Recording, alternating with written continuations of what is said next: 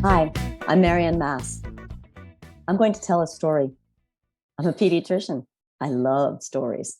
Actually, I'm going to read a story. You know, literature is an art.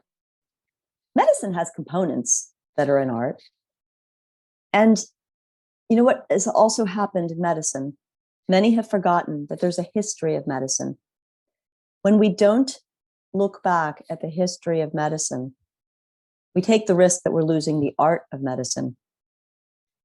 And then we lose control of the science. So I want to tell you about a part of history in medicine most people don't know about. It was 1962 on the eve of Medicare, before we passed Medicare. And I'll say right up front, I'm not suggesting that we erase all of Medicare. I think we need to start where we are. However, on the eve of Medicare, the then president of the AMA, Dr. Edward Annis, gave a speech. It was a rebuttal speech to the speech that President Kennedy had given in Madison Square Garden. Dr. Edward Annis went into Madison Square Garden expecting to speak in front of a giant crowd. And instead, he had an empty auditorium. So for anyone listening to this, I encourage you to go listen to Dr. Edward Annis's speech back in the 1960s, the speech he gave in Madison Square Garden in front of empty seats. The speech is very poignant. He predicts a lot of the problems that are current in medicine today. Because when we use the model of coverage and not the model of care, what happened is a lot of people stepped into our exam rooms and parasitized the physician-patient relationship. They've made money off of it. They've made obstructions to care. And it's hurt all of us.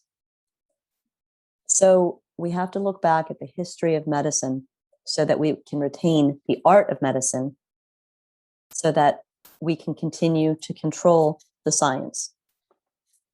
So I'd like to read you my book.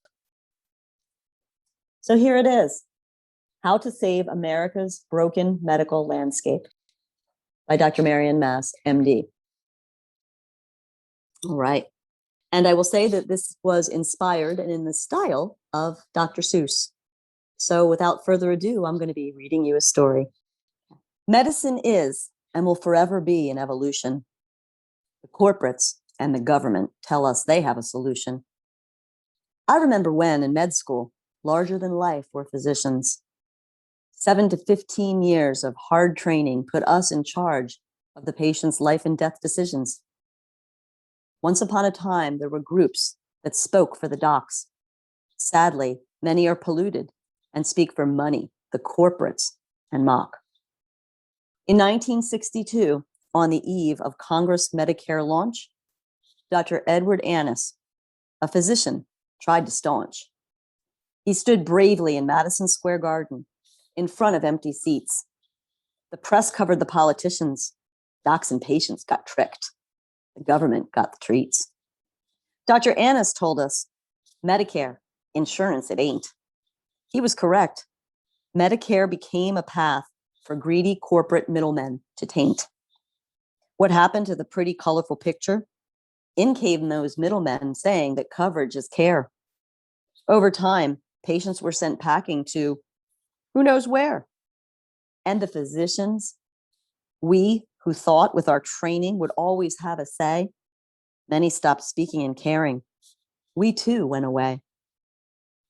The patients remain and tell us we are in pain and distress.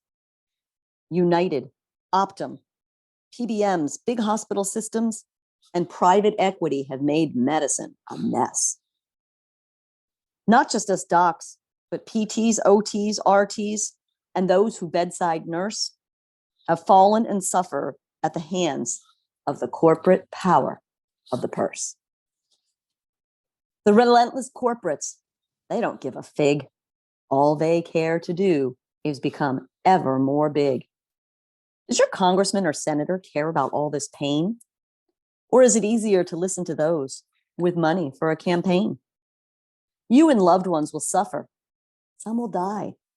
While CVS, Centene, Blue Cross, and Practice Fusion gobble more of that juicy healthcare pie. What happens when the last good doc, the last good nurse falls? Are those corporate middlemen going to care for you all?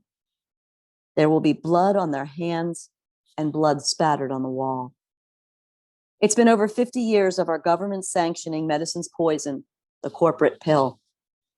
When will you stand up against this vile swill? You who took the Hippocratic oath, you can't take it back. We've all got to do more or be risk being called a quack. Stand, speak, and deliver to make healthcare attainable with choice, transparency, and competition to make it sustainable. Patients, help us become free to care for you once more. Help us be part of the new healthcare ecosystem to even the score. Patients, tell the government to earn your trust. Make the FTC get in there and bust, bust, bust. Tell your lawmakers, stop listening to corporate drivel. That's a must. Put patients' needs first. Leave PBMs, GPOs, EHRs, and big hospital systems that don't care for the patient in the dust. Stop listening to wealthy, rent-seeking corporate parasites for the wrong solution. Unwind these parasites' perverse incentives for real evolution.